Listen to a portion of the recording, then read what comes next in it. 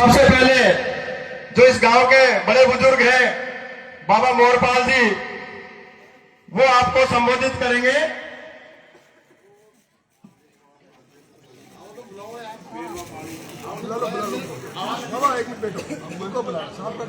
हाँ भाई, उनको बुलवा ले।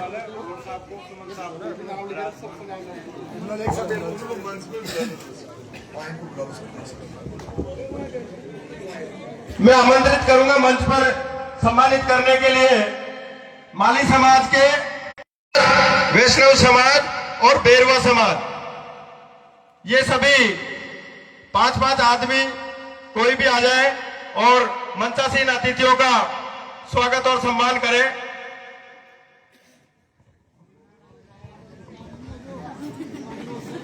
नाम तो इसमें दे नहीं रखे, मान लिया। सर्व समाज का मंच है, सर्व समाज का स्वागत मान लिया। हमारे जो मंत्री साहब हैं, ये 3 बार विधायक रहे हैं, तीनों बार निर्दलीय रहे हैं और राजस्थान सरकार में 2 बार काबीना मिनिस्टर रहे हैं। और आप जब से देख रहे होंगे इनको, आपको लगता होगा कि कहीं से भी देखने पर ऐसा लगता ही नहीं है कि भाई साहब इतने बड़े पद पे रहे हैं। भाई साहब बच्चों में बच्चे बन जाते हैं, युवाओं में युवा जैसे बन जाते हैं, बुजुर्गों में जब बुजुर्ग जैसे बन जाते हैं। भाई साहब को दिखावटीपन बिल्कुल भी नहीं आता। एक राजस्थान सरकार में 2 बार के मंत्री रहे, उसके बावजूद भी किसी प्रकार का कोई दिखावा नहीं, किसी प्रकार का कोई स्वागत, ऐसे कोई औपचारिकता की वो नहीं निभाते। तो मैं सबसे पहले स्वागत भाषण के लिए आदरणीय पटेल जी से निवेदन करूंगा कि सबसे पहले आप, फिर बाबा मोरपाल जी और फिर भाषण। 2-4 शब्द तो बोलो पटेल जी। ये साहब हमारे समाज के सबसे बड़े पटेल हैं, आदरणीय पटेल साहब, 2 शब्द।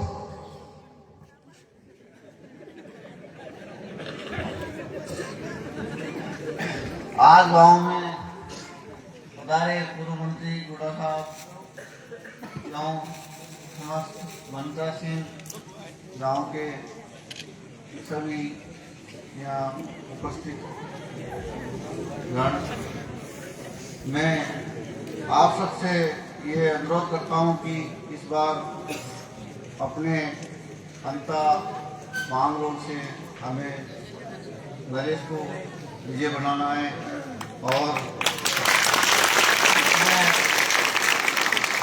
अपन को सर्व समाज को साथ लेके चलना है। और मैं एक बात बोलता हूँ, ये जो सभी इनकी मंशा थी, नरेश इस बार 15 दिन के लिए मौन धारण करने के लिए गांव के सभी मेरे पास दूर से मुझे आ जाए इस बारे में 15 दिन का मौन अपन को धारण करना है। अपनी विजय निश्चित है। जय हिंद, जय भारत। बाबा मोरपाल।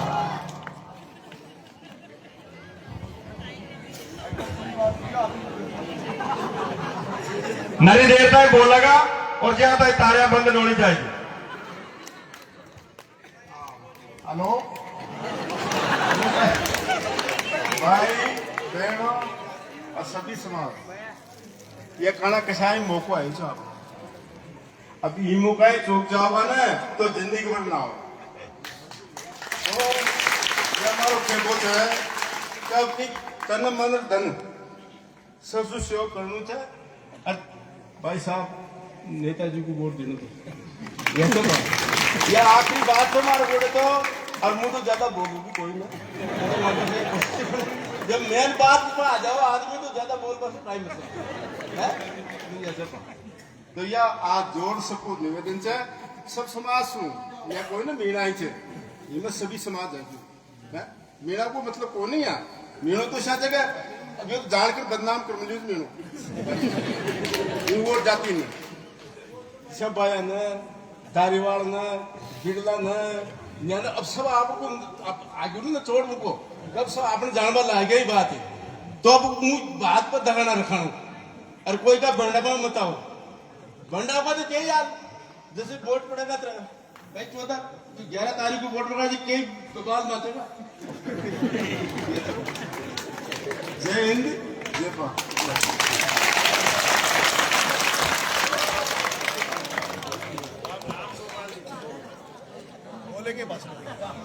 अब मैं आमंत्रित करूंगा राम गोपाल जी लोधवा साहब, वो आए और ये जो जनसमूह है इनको अपने शब्दों से उद्बोधन देकर अनुग्रहित करें।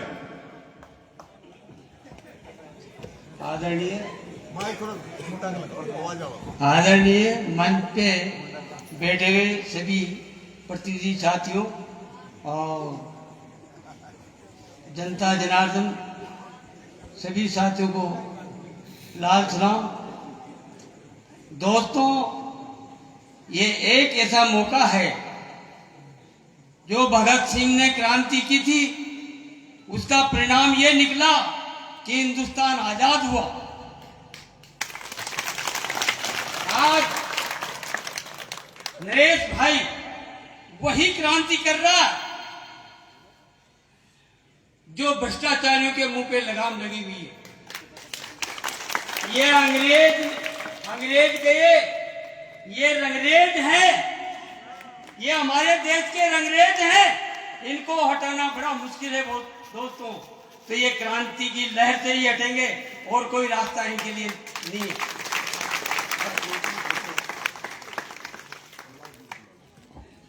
अब मैं आमंत्रित करूंगा हमारे बीच में भाई प्रहलाद जी खटारा, जो कंधे से कंधा मिला करके भाई साहब और इनकी पूरी टीम का नेतृत्व हमारे इस अंता मांगरोड़ के चुनाव में बहुत ही भागीदारी निभा रहे हैं। भाई साहब प्रहलाद जी खटारा।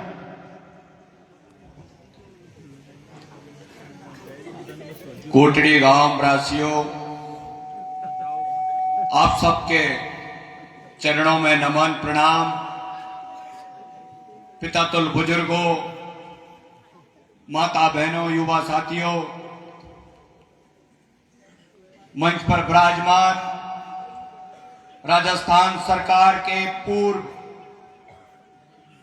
बहुत दबंग मंत्री आदरणीय राजेंद्र गुड़ा जी, हमारे क्रांतिकारी भाई नरेश मीणा जी, कमल राठौर जी, पंच पटेल, तमाम युवा साथी, आज अंता की धरती पर चुनाव चल रहा है और इस मंदिर के प्रांगण पर, इस आंगन पर खड़ा होकर के हम आज इस बस्ती में वोट मांगने के लिए आए हैं। अंता की जनता और मतदाताओं का ये वोट अंता की धरती पर एक नई क्रांति और एक नए नेता को यहां से जिताकर और अंता की जनता का नाम पूरे प्रदेश और देश में करने का एक मौका प्राप्त करें। अंता की जनता को आज तक लगभग 78 वर्ष तक यहां के राजनेताओं ने चूसने का काम किया, उनका खून चूसने का काम किया। आपके एक वोट से राजा बनता है। एक वोट की कीमत जितनी मेरी है उतनी देश के प्रधानमंत्री की है, उतनी मेरी माता और बहनों की है। एक एक वोट इतना कीमती होता है। उस वोट की ताकत से जब आप वोट दोगे, भाई नरेश मीणा को विधायक बनाओगे, आपका एक वोट आपके बच्चे की शिक्षा की, आपके बच्चे को स्कूल में अच्छी शिक्षा देगा। आपका वो एक वोट हॉस्पिटल में आपका अच्छा इलाज देगा। आपका वो एक वोट अच्छी सड़क देगा। आपका वो एक वोट भाई नरेश मीणा के द्वारा आपके किसानों को टाइम पर खाद देगा। आप करने का काम करेगा। साथियों, मौका है, किसान का, दलित का, आदिवासी का बेटा आपके बीच में आया है। मैं अधिक बात नहीं कहते हुए कहना चाहूंगा कि 11 तारीख के दिन जिस तरीके से अंता की जनता ने मन बना लिया है, पहली बार कुछ लोग होंगे जो तभी आवाज में चुप हो गए, चले गए। भाया के ठेकेदार जो दलाल गांवों में आज तक इस अंता की जनता को डराते थे, धमकाते थे, पहली बार अंता के लोगों को लग रहा होगा कि जब से तुम्हारा लाडला नरेश मीणा अंता में प्रचार कर रहा है, कोई जनता को डराने और धमकाने वाला दिखाई नहीं दे रहा। मैं तो यहां तक सुन रहा था भाई साहब कि पिछले चुनावों में तो पुलिस वालों को ही आगे कर देते थे, लेकिन जब से राजेंद्र गुड़ा जी अंता की धरती पर आए, पुलिस वाले भी मैदान छोड़ गए कि भैया चले जाओ, क्योंकि ये चुनाव अंता की जनता ने मन बना लिया है। मैं इतना ही कह करके आपसे अपील करूंगा कि 14 तारीख की वो रात, आज रात के 2 बज रहे हैं, 14 तारीख के दिन रिजल्ट आएगा। 14 तारीख की रात कैसी होनी चाहिए, उस रात को दिमाग में याद करते हुए 11 तारीख को सर्व समाज के लोग वोट करना, वो ही हमारी असली दिवाली होनी चाहिए। राम राम साहब। अब मैं हमारे बीच में 12 से पूर्व सभापति भाई साहब कमल जी राठौर हमारे बीच में मौजूद है, मैं उनको आमंत्रित करूंगा। राम राम साहब, सबसे पहले तो मैं आप सभी के सिर चरणों में वंदन करता हूं कि रात की 2 बजे, 1:30 बजे जो आशीर्वाद, जो समर्थन और जो निष्ठा आप लोगों ने दिखाई जनप्रिय नेता के लिए, हमारे नरेश जी के लिए, उसके लिए आप सब साधुवाद के पात्र हो। आप सबको नमस्कार। मंच पर विराजमान राजस्थान सरकार के पूर्व मंत्री आदरणीय राजेंद्र जी गुड़ा साहब, खटाना जी भाई साहब, गांव के सभी बुजुर्गगण, पंच पटेल, माताओं, बहनों, सभी युवा साथी, ये चुनाव, उपचुनाव, ये उपचुनाव कम और एक अभियान है। अभियान है हमारे गांव की समृद्धि का, हमारे 12 जिले की समृद्धि का, हमारे 12 जिले के सभी लोगों के संघर्ष और संघर्ष को मजबूत करने का, आम आदमी को मजबूत करने का अभियान है। भाई नरेश जी जितनी मजबूती से आम लोगों के लिए लड़ाई लड़ रहे हैं, आम आदमी के लिए जो संघर्ष कर रहे हैं, वो वाकई में वंदनीय है। इस बात के लिए मैं नरेश जी को प्रणाम करता हूं और 12 जिले की जनता और पूरे राजस्थान की तरफ से इन्होंने एक मिसाल कायम की है कि किस तरह से सर्व समाज के लोगों के लिए आगे आना पड़ता है। मैंने इनको 15 साल 20 साल से जानता हूं, छात्र जीवन से हम भाइयों की तरह रहे हैं। जब जब जहां जहां जुल्म हुआ, वहां वहां इनकी आवाज बुलंद हुई, वहां वहां ये बोले हैं। 12 जिले में ही मानो पूरे राजस्थान में 12 जिले का नाम रोशन करने का काम किया है तो हमारे नरेश जी ने किया है। स्वाभिमान की लड़ाई में, जनता के आत्मसम्मान की लड़ाई में निमंत्रण नहीं भेजे जाते, जिनका जमीर जिंदा होता है वो खुद ब खुद आगे बढ़ के आते हैं। भाई नरेश जी के साथ जो भी लोग लग रहे हैं वो सब जागरूक जनता है। आज के जमाने में जहां पर लोग अंधभक्ति से चले आ रहे हैं, गुलामी की बेड़ियों में जकड़े हुए लोग, नेताओं पार्टियों से बंधे हुए लोग, और आज अंता और 12 जिले की जनता जिस तरीके से खुल के सामने आ रही है, वो भी एक आजादी की लड़ाई में सफलता का पर्याय है। और इसके लिए भी नरेश जी धन्यवाद के पात्र है कि इस तरह से 12 जिले के, आप सबने देखा है कि 12 जिले में किस तरीके से गुंडा राज, रावण राज, एक रावण हुआ करता था जिसे हम कंस भी कह सकते हैं, कंस भाया, रावण भाया, जिसका नाम प्रमोद जैन भाया। 12 जिले पर जो बुरा छाया उसका नाम प्रमोद जैन भाया। किस तरीके से लोगों के, गांव वालों के साथ, 12 के आम पब्लिक के साथ 12 जिले में किस तरह से गुंडाराज का शासन किया, सत्ता का दुरुपयोग किया, निर्दोष युवाओं पर झूठे मुकदमे लगाए, उसके बाद भी उनके खिलाफ कोई बोल नहीं सकता था।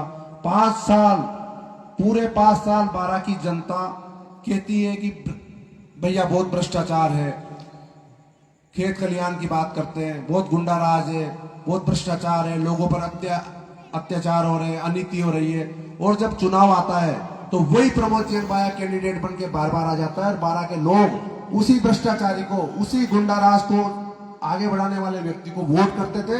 इसीलिए 25 सालों से बारह की दुर्दशा बनी हुई थी। बार बार हर चुनाव में दूसरे को, आम जनता, आम परिवार के लोगों से कोई व्यक्ति आगे नहीं आना चाहिए। चुनाव सांसद का लड़ना हो तो बाया और बाया जी की पत्नी लड़े, चुनाव एमएलए का लड़ना हो तो प्रमोद बाया लड़े, जिला प्रमुख का चुनाव हो तो उसकी पत्नी लड़े।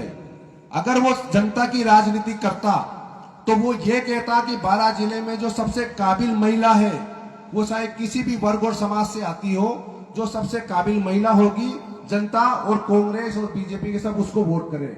लेकिन वो ये नहीं कहता, वो तो ये कहता है कि जिला प्रमुख का चुनाव आए मेरी पत्नी को वोट करो, जिलाध्यक्ष का चुनाव आए मेरे बेटे को वोट करो। ये जनता की राजनीति क्या हुई? ये तो परिवार की राजनीति हुई, अपने घर की राजनीति हुई। इसी राजनीति को खत्म करने के लिए, इसी वंशवाद और परिवारवाद को खत्म करने के लिए ये लड़ाई एक अभियान है। और ये अभियान गुंडा राज, रावण राज और बारां की अनीति, अत्याचार के राज को खत्म करने का अभियान है। इसमें बारां जिले की जनता से मैं विशेष निवेदन करता हूं कि ये अंता मांगरोल का उपचुनाव मात्र नहीं है, ये पूरे बारां जिले की जनता की जागृति का चुनाव है। पूरे बारां जिले के व्यापारी वर्ग हो, पूरे बारां जिले का किसान वर्ग हो, युवा हो, बुजुर्ग हो, महिला हो, सबकी समृद्धि और सबकी जागृति का अभियान है।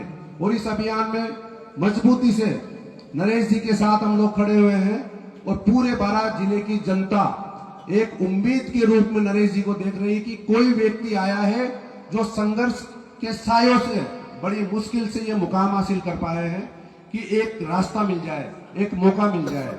और जनता इस बात को समझ रही है, पूरी जनता ने मन बना लिया है, सर्व समाज ने, सभी जातियों के लोगों ने एक पूरी निष्ठा से मन बना लिया है कि इस बार बारां जिले की आवाज, बारां जिले के किसानों, युवाओं, बुजुर्गों, महिलाओं और बारां जिले के सभी नागरिकों की आवाज को विधानसभा में पहुंचाना है। नरेश जी को अधिक से अधिक वोटों से जिताकर इतनी मजबूती से जयपुर भेजना है कि पूरे देश में ये पता रहे कि हमारे बारां जिले की जनता भी जागृत जनता है। और जब जब आवश्यकता पड़ेगी, जब जब अनीति और अत्याचार बढ़ेंगे, तो बारां जिले की जनता एक विकल्प के रूप में दोनों पार्टियों को दरकिनार करके एक नया अपना नेता, अपना बेटा चुनकर विधानसभा भेजेगी। ये मैं आप सबसे निवेदन करता हूं। आप सबको बहुत बहुत धन्यवाद, पुनः प्रणाम करता हूं। और इसी तरीके से मजबूती से आपका आशीर्वाद बना रहे, हम जागरूक रहे, पूरी जनता जागृत रहे। इसी के साथ बहुत बहुत धन्यवाद। भाई जेपी सांगरवासा जहां कहीं हो वो कृपया मंच पर आ जाए। जेपी सांगरवासा। मंत्री साहब लास्ट में बोलेंगे, मेरे बाद में आदरणीय गुडा साहब आप सबको संबोधित करेंगे, आप सबको मार्गदर्शित करेंगे। राम राम। आवाज नहीं? राम राम।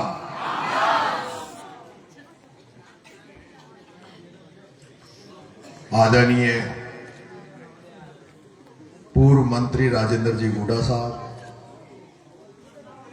हमारे सबसे बड़े पटेल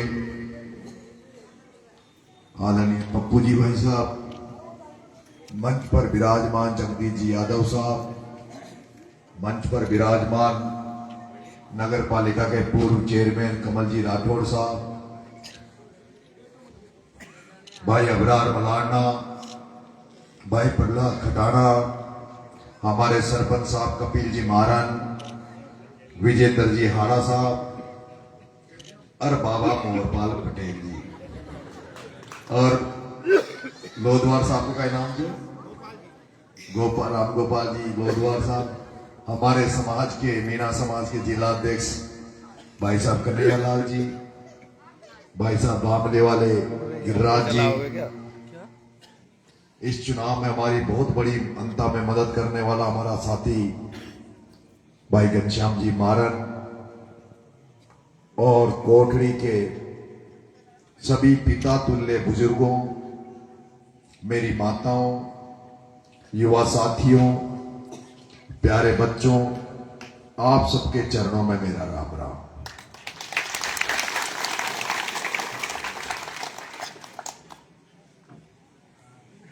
मैंने जब 5 सितंबर 2023 को किसानों को लेकर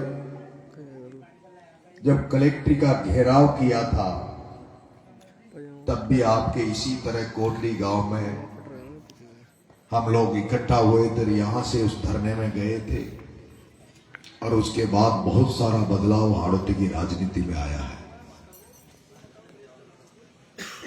मेरी आंखों में सपना था,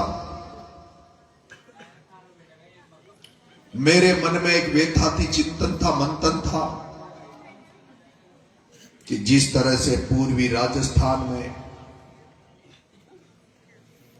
किस तरह की राजनीति चेतना वहां है, किस तरह से वहां के लोग आर्थिक रूप से सक्षम है, सांस्कृतिक रूप से उनकी एक रूपता है।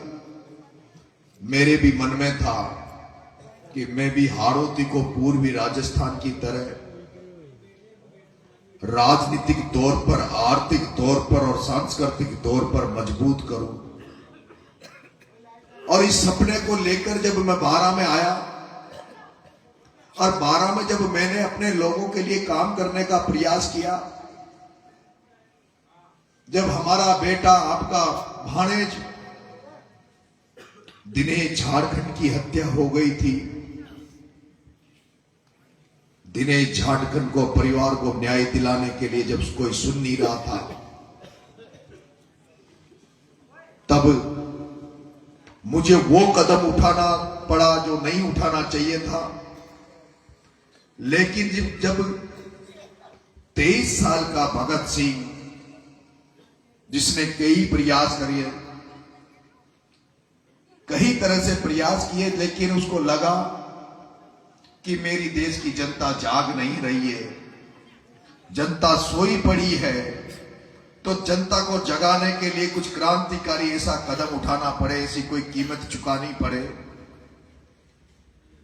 जिस त्याग को, बलिदान को देखकर जनता में जागृति आए, देश प्रेम जागे।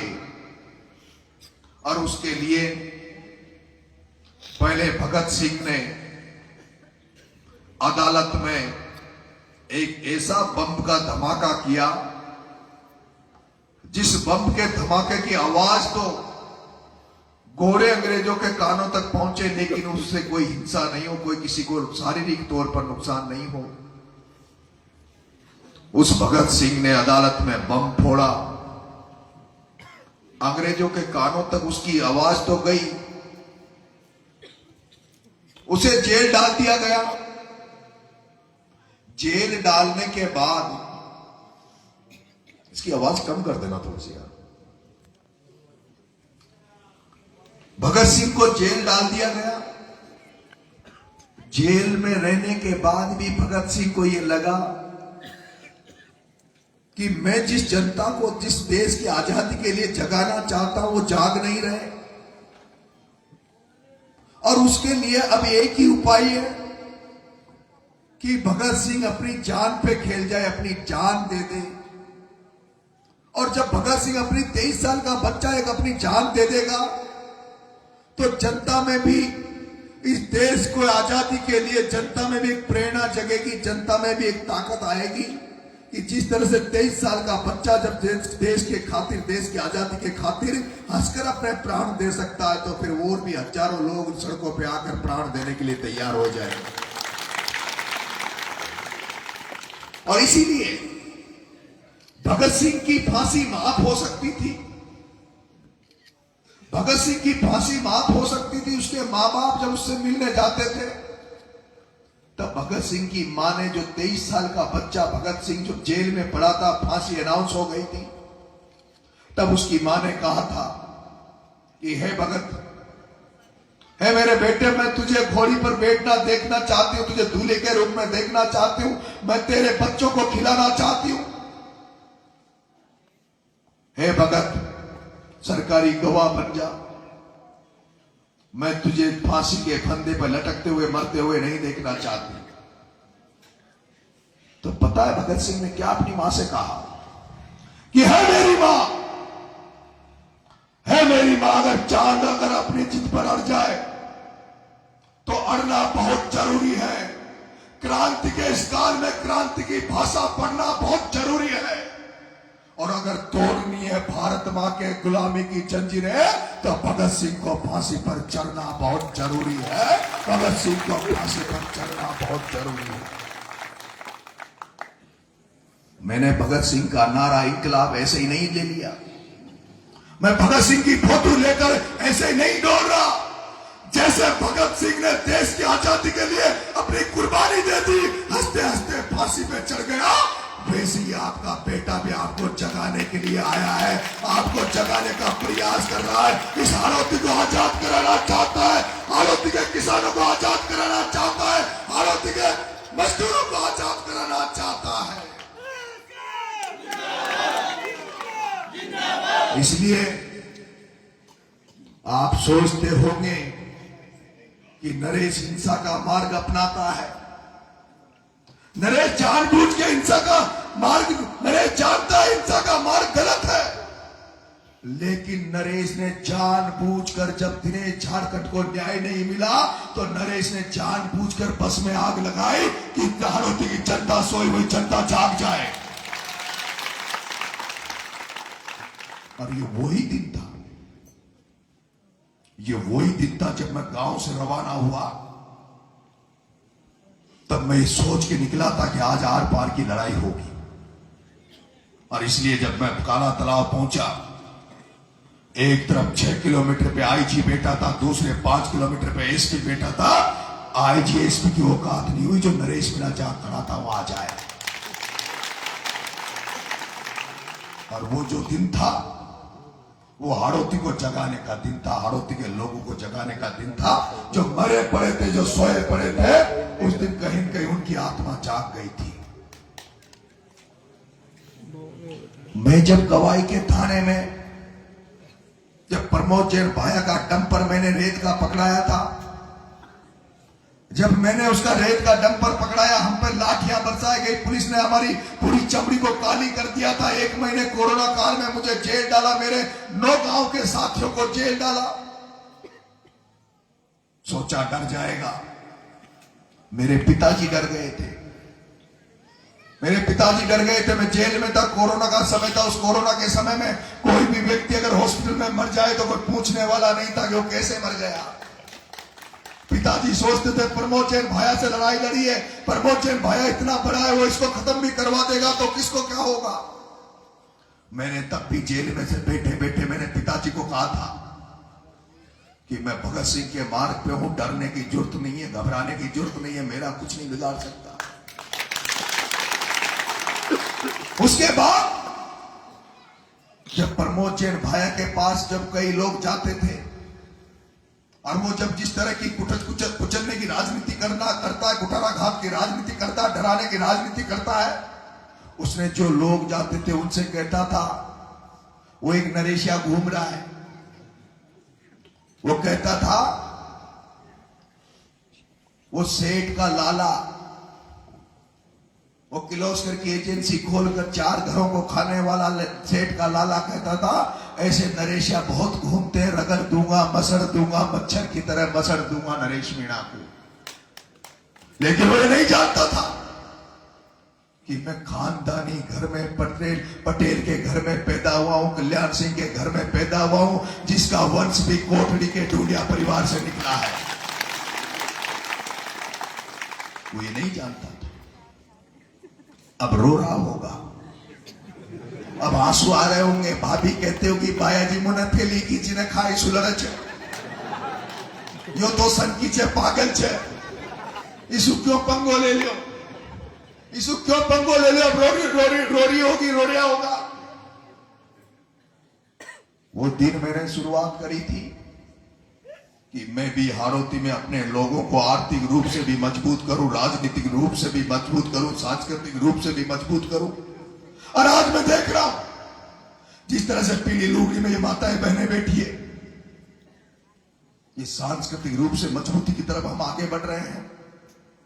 और राजनीतिक तौर पे मजबूत होने के लिए उपचुनाव आया है। ये बाबा खाटू श्याम की कृपा हो रही है। जैसे रावण को मारने के लिए भगवान राम को बनाया, जैसे कंस को मारने के लिए कृष्ण को बनाया, वैसे इस ओम बिरला, प्रमोद जैन भाया, प्रताप सिंह सिंघवी को मारने के लिए भी तुम्हारे नरेश को बनाया है।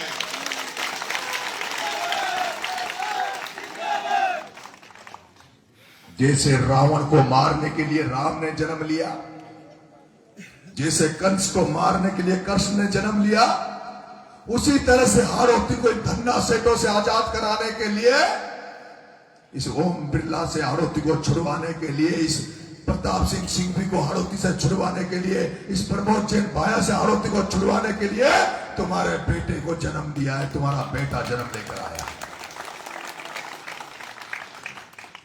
बहुत कीमत चुका रहा हूं।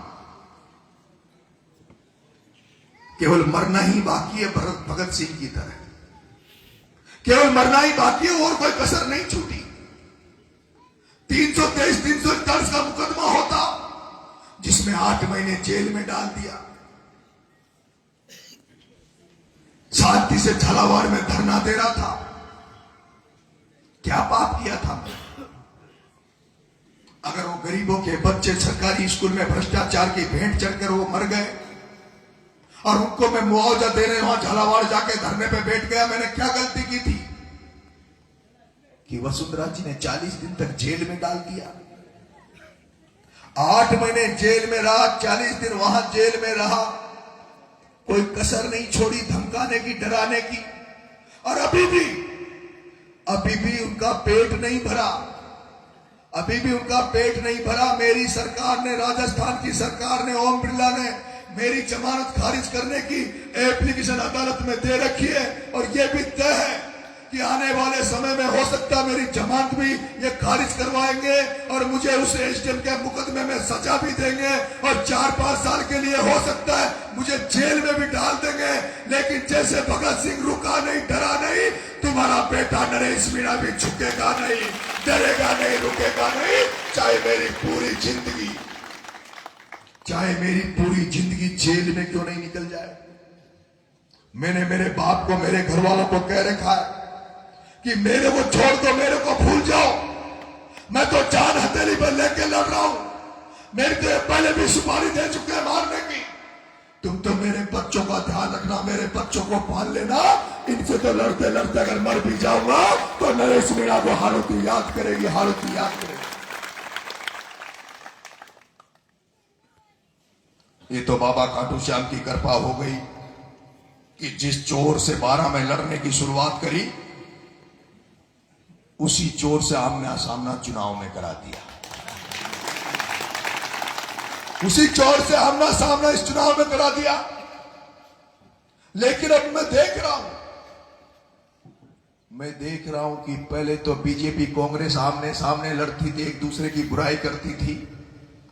लेकिन मैं ऐसा देख रहा हूं कि आपके बेटे के डर के मारे, जैसे महाभारत में अभिमन्यु के डर के मारे पूरे कौरव थरथरा के कांपते थे, और अभिमन्यु को मारने के लिए पूरे 100 के 100 कौरवों ने षड्यंत्र करके उसको चक्रव्यूह में घेर कर मारा। उसी तरह से बीजेपी कांग्रेस के सारे नेता मिलकर इस उपचुनाव में तुम्हारे बेटे नरेश मीणा को अभिमन्यु चक्रव्यूह में फंसाकर मारना चाहते हैं, चुनाव में राजनीतिक हत्या करना चाहते हैं। 40 स्टार प्रचारक कांग्रेस के आ रहे हैं, 40 स्टार प्रचारक बीजेपी के आ रहे हैं, कई तरह के षड्यंत्र करेंगे। कल परसों आपने एक वीडियो जारी हुआ जिसको लेकर पटेल जी ने अभी जिक्र किया। आज अगर ये सभा इतनी शानदार तरीके से चल रही है, मीटिंग यहां इतनी अच्छी चल रही है, और कोई दारूडिया आकर यहां नाटक नौटंकी करे, इसको बिगाड़ने का काम करे, तो क्या मैं वोट लेने के डर के मारे उसको कुछ नहीं बोलूंगा? और उस दारूडिया ने खान की झोपड़ी में मैं वोट मांगने गया, वो दारूडिया मुझे गाली दे देता, कुछ गलत बोल देता तो मैं सहन कर लेता।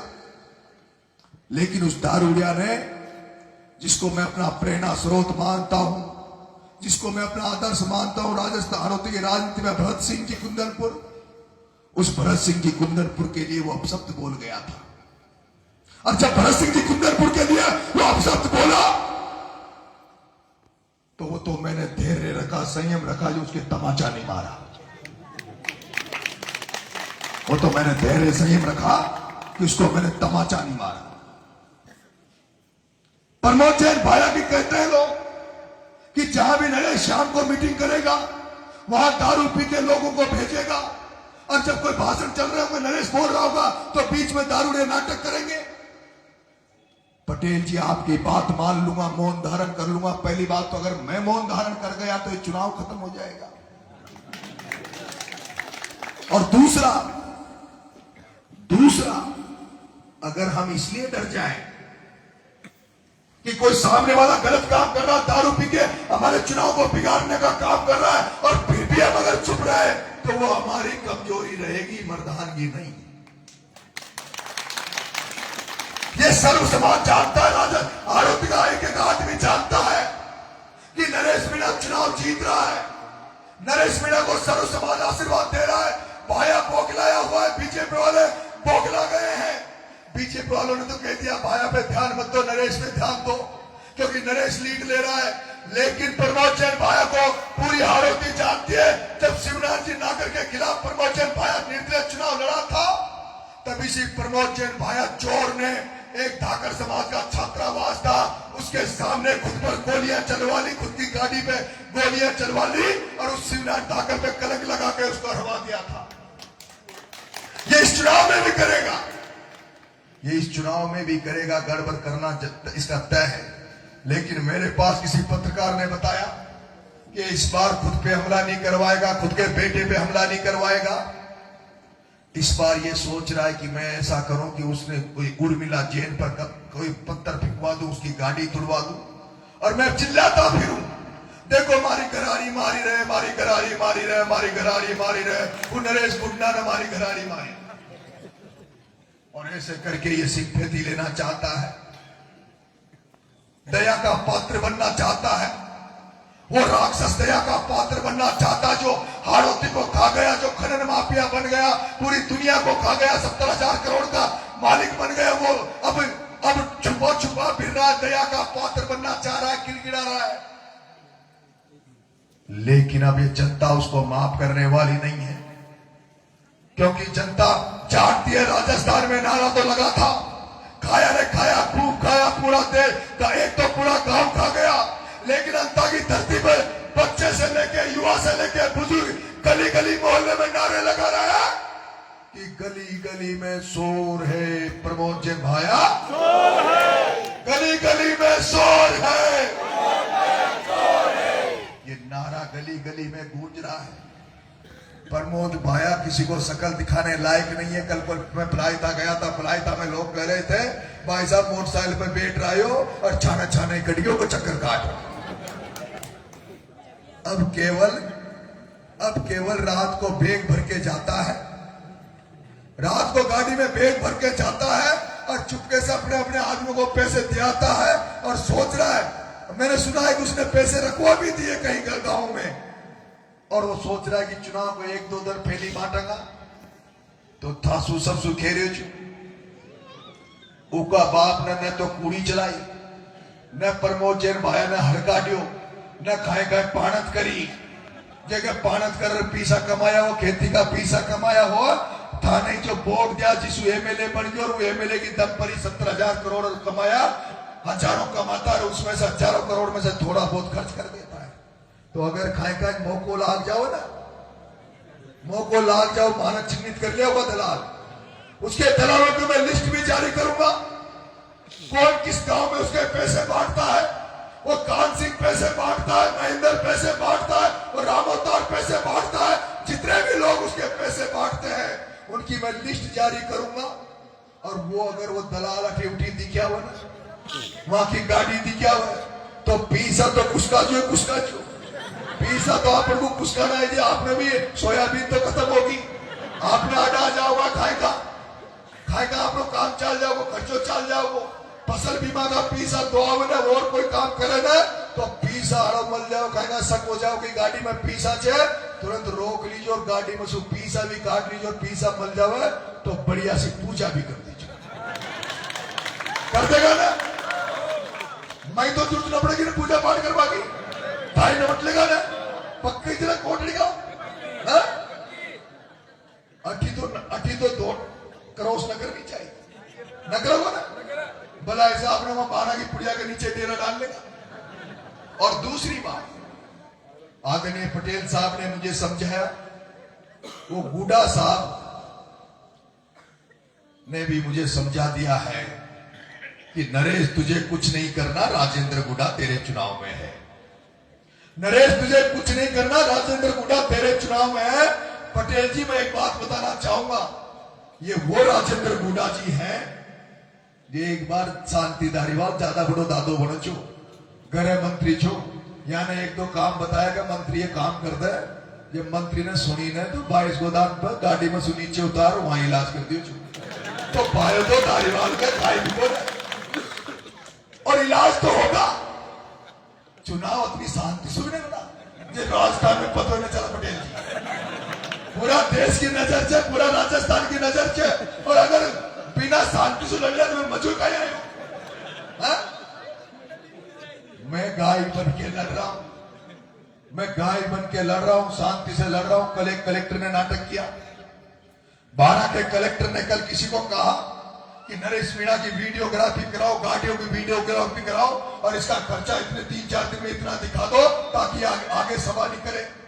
मैंने आज सुबह कलेक्टर साहब को फोन किया, मैंने कलेक्टर साहब हाथ जोड़ के चुनाव लड़ रहा हूं, गाय बन के चुनाव लड़ रहा हूं, गड़बड़ मत करो, न तो वसुंधरा बचाओगे, न दुष्यंत बचाओगे, न बिरलो बचाओगे, कोई भी न बचाओगे।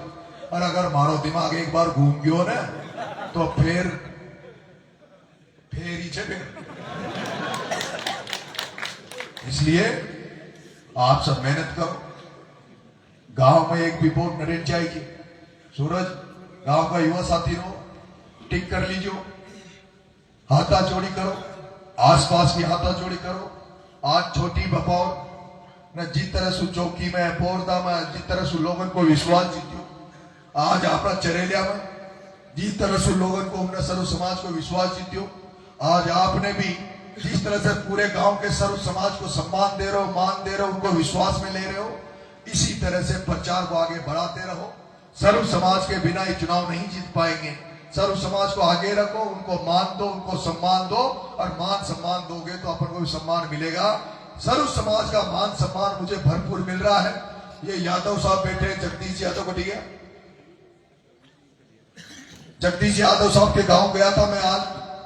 उस गांव में एक भी घर मीणा समाज का नहीं था, यादव समाज था और मेघवाल समाज था। लेकिन मुझे जिस तरह से घोड़ी पे बिठाया, पूरे गांव ने सम्मान किया। आज अपना एक गांव बपाव के पास है वैष्णव समाज का, अन्य पूरा गांव वैष्णव समाज का है, दूसरा उसमें मोगिया समाज है। पूरे गांव ने बुलाकर मुझे जिस तरह से स्वागत किया, सत्कार किया, ऐसा कोई समाज नहीं है।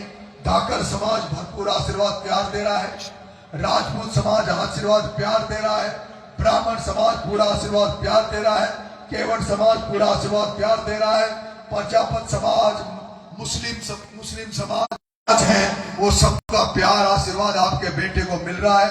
आपके इस चुनाव ऐसा बन गया है कि अब नरेश का चुनाव नहीं रहा, ये अंता की जनता का चुनाव है। एक भ्रष्टाचारी को हटाकर, भ्रष्टाचार के मुद्दे पे चुनाव हो रहा है, उस भ्रष्टाचारी को हटाकर एक आपके बेटे नरेश मीणा को एमएलए बनाने का मन जनता ने बना लिया है। आपको बहुत बहुत धन्यवाद राम साहब। अब आदरणीय मीणा साहब आपको संबोधित करेंगे। भाई साहब भाषण में कंजूसी मत कर, जो तो सुबह 4 बजे तक सुनेगा। आपका ज्यादा समय नहीं लूंगा। जय बोलो ठाकुर जी महाराज की, जय बोलो बस्ती माता की, जय बोलो बीन भगवान की, जय बोलो देवनारायण भगवान की, जय बोलो रामसा पीर की। मंच पर विराजमान राजस्थान के क्रांति के प्रतीक बन चुके छोटे भाई, युवा नेता और हमारे यहाँ के लोकप्रिय प्रत्याशी और भावी विधायक, राजस्थान के 36 कौम की आवाज भाई नरेश जी मीणा। सम्मानित मंच, समय काफी ज्यादा हो गया, 5 मिनट में आपको फ्री करूंगा। आपकी सारी बातें आपने सुन ली है। मैं तो आपको एक ही बात बताना चाह रहा हूं, पता नहीं किस मिट्टी का बना हुआ है भाई नरेश।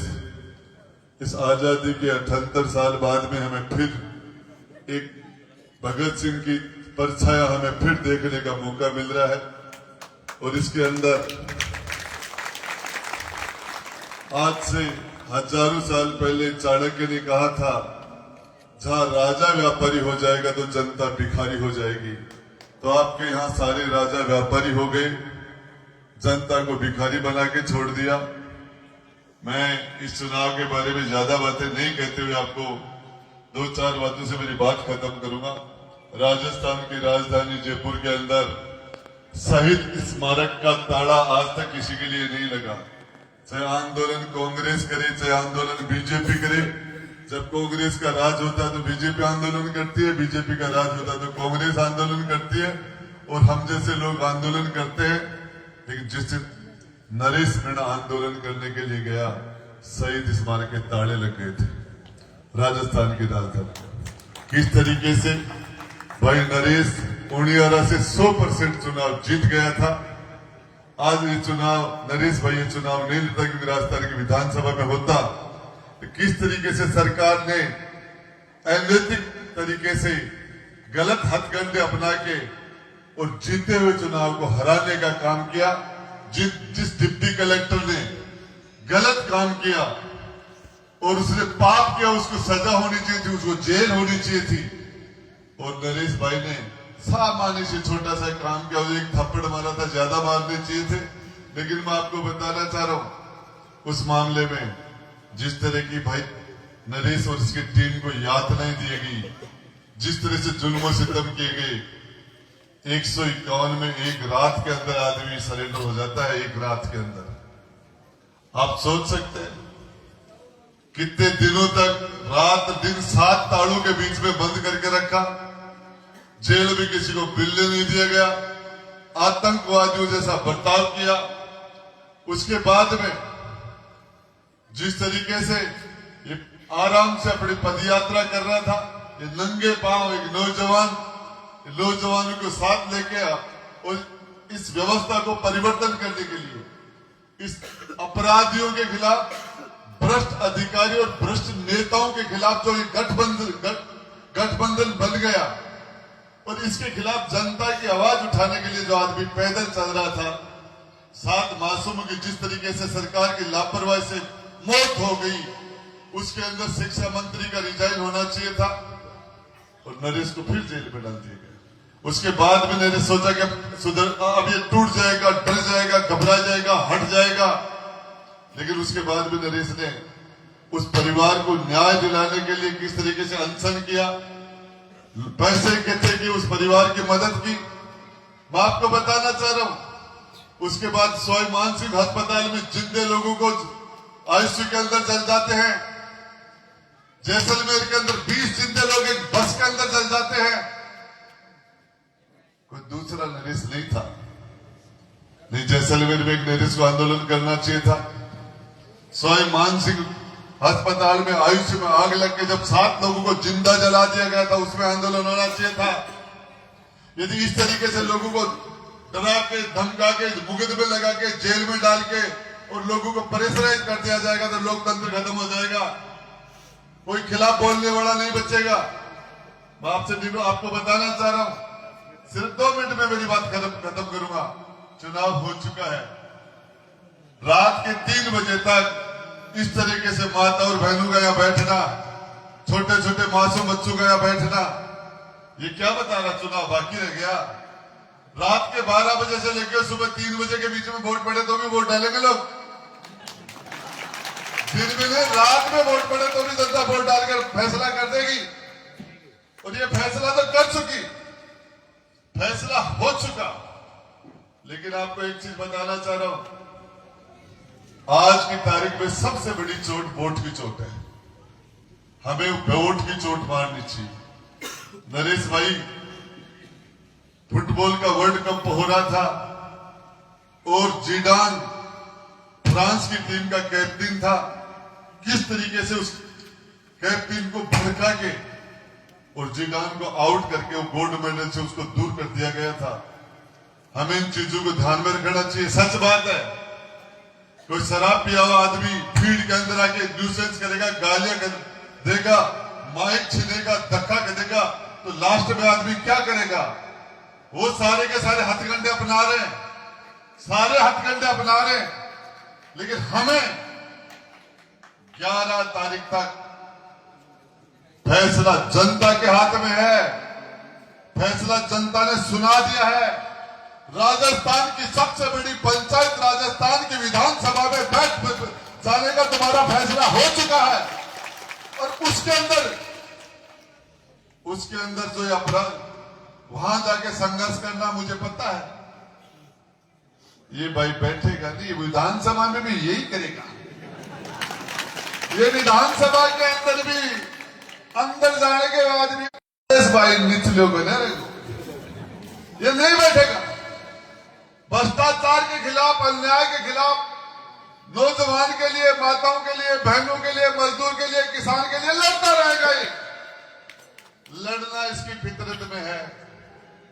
किसी ब्राह्मण को, पंडित जी को, किसी को अपना हाथ दिखाया, बोले महाराज मेरा हाथ देखना, इसमें क्या है? बोले तेरे सन्नी सर की तेरे 7 साल की 7.5 की सन्नी की महादशा लग गई। बोले उसके बाद, बोले बीके बाद मदन आदत पड़ जाएगी। तो नरेश भाई को संघर्ष की आदत है, और मैं आपको एक बात बताना चाह रहा हूं, लड़ाई, चुनाव की जो लड़ाई है वो लड़ाई है, इसमें दुश्मन को कमजोर नहीं मानना चाहिए, हमें सतर्क रहना चाहिए। ये सच बात है। मैं मांगरोल में गया था, अंता में गया, आज भी मैं कई गांव में मीटिंग लेके आया हूं। आपको बताना चाह रहा हूं, मुसलमान कांग्रेस को छोड़ चुका है, मानस बना चुका है, बीजेपी को लोगों ने छोड़ चुका, राजपूत बीजेपी को छोड़ रहा है बड़ी संख्या में। हर समाज के लोग पार्टियों से तंग आ गए, और ये परिवर्तन है। ये 2.5 साल का चुनाव है, लंबा चुनाव नहीं है, लेकिन इस 2.5 साल में इस हाड़ौती के अंदर वो परिवर्तन हो जाएगा। थाने के अंदर कोई गरीब आदमी न्याय मांगने के लिए जाएगा, किसी थानेदार की हिम्मत नहीं होगी। हर नौजवान के अंदर उसको नरेश का चेहरा दिखेगा, चाहे तहसीलदार हो, चाहे एसडीएम हो, कलेक्टर हो, चाहे एसपी हो, पहाड़ी हो, चाहे बिजली हो, किसी भी सरकारी महकमे के अंदर। आपको बताना चाह रहा हूं, आप 2.5 साल का एमएलए बना रहे हो, आपको सिर्फ 11 तारीख तक जगना है।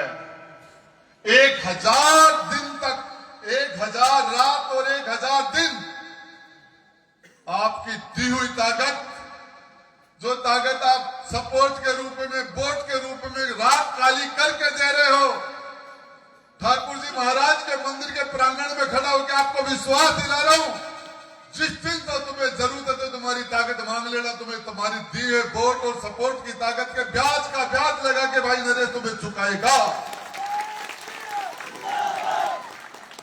और सामनी जिम्मेदारी है, कोई कसर है तो मैंने बता दीजिए, फोन नहीं कर दीजिए। ये ऋण मेरे ऊपर भी है, आपका ये ऋण मेरे ऊपर भी है। हम वो ये मिसाल चलाना चाहते हैं। नरेश, सच बात है कि जैसे कुरुक्षेत्र के अंदर अभिमन्यु को सारे महात्माओं ने घेर के मारा था, उस चक्करियों में फंसा के इस कांग्रेस और बीजेपी के बड़े बड़े धन्ना सेठों ने, बड़े राजनेताओं ने, बाहुबलियों ने मिलकर इस मासूम को जिस तरह की यातना दी गई और जिस तरीके से घेरा जा रहा है, इसके लिए तुम्हें भगवान कृष्ण के रूप में जनता जनार्दन तेरे साथ खड़ी है भाई नरेश। और मैं कहता हूं तेरा बाल बाका नहीं होने लगी है जनता। जितने जुल्म और सितम तो आपके साथ किए, इस जनता ने तुम्हें ताकत देके उसे 100 गुना ज्यादा मजबूत बनाने का काम किया है। हमारी माताएं बहनें रात के 3 बजे यहां बैठी हैं, नौजवान, छोटे छोटे बच्चे, ये तुम्हारे जो रात दिन तुमने जो यातनाएं झेली, जो आपने मार खाई, जो तुम्हारे पर जुल्म और सितम हुए, इसीलिए बच्चे बैठे हैं। तो हिंदुस्तान में कोई माई का लाल रात को 3 बजे मीटिंग करके बता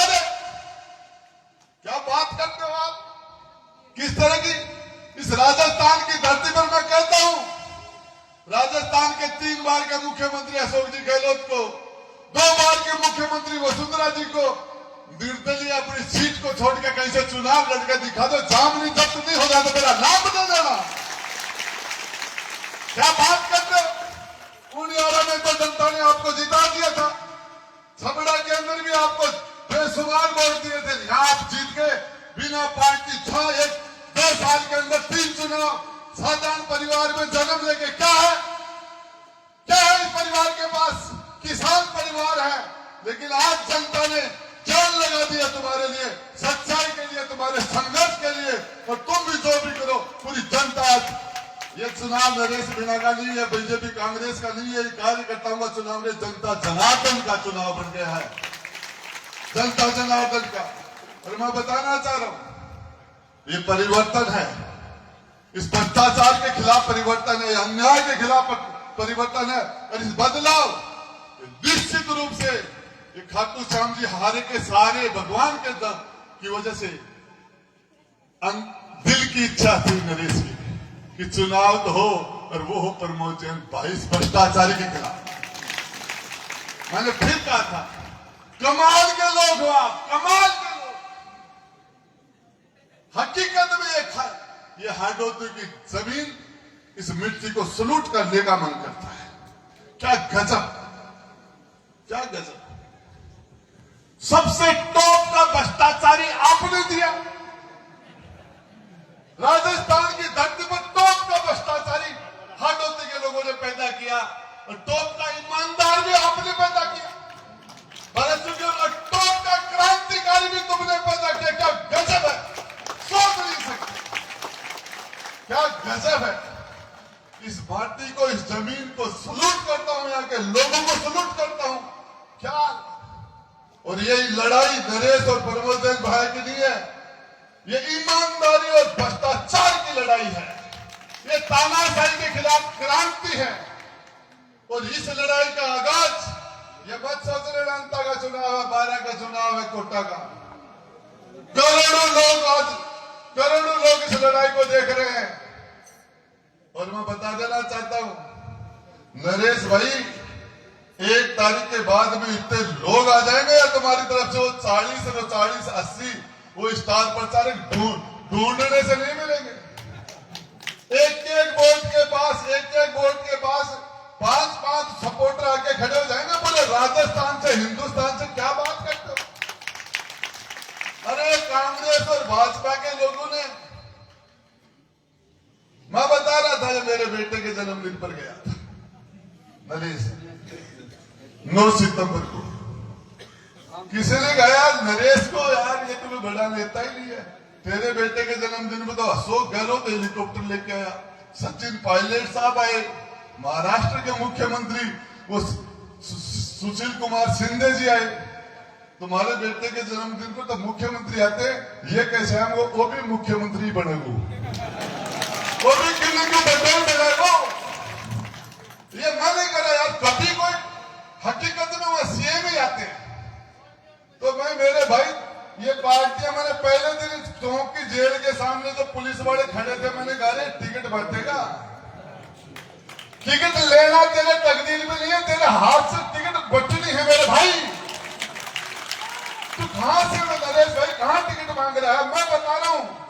और स्टेज पर बैठे इनमें कई एमएलए बनेंगे, यहां बैठे देख लेना, या इनमें से कई तो रात की नींद काली करें, इसमें बहुत से विधायक निकलेंगे, अकेला नहीं जाएगा, 2028 में टीम के साथ जाएगा विधानसभा में। मैं कह रहा हूं आपको, राजस्थान की तकदीर के फैसले करोगे आप, राजस्थान की तकदीर का फैसला मैं नहीं कर रहा, तुम्हारा संघर्ष कर रहा है। तुम गरीबों की जो लड़ाई लड़ रहे हो, जो आंसू बहा रहे हो, और तुम्हारे परिवार ने तो सफर किया ही है। छोटे छोटे मासूम बच्चे, तुम्हारे पिता, तुम्हारी धर्म बदली, किस तरीके से एक दिन चैन से घर नहीं बैठे, तुम एक दिन नहीं बैठे। तो मैं ज्यादा समय नहीं लेते हुए आपको अब वापिस सूर्य भगवान उदय होने का सा टाइम है, माता बहने अपने काम लग जाएंगे। जब बोलो ठाकुर जी महाराज की। मैं 2-3 नारे लगा, नरेश तुम संघर्ष करो, नरेश तुम आगे बढ़ो, जीतेगा क्या जीत गया, नरेश मीणा जीतेगा क्या जीत गया।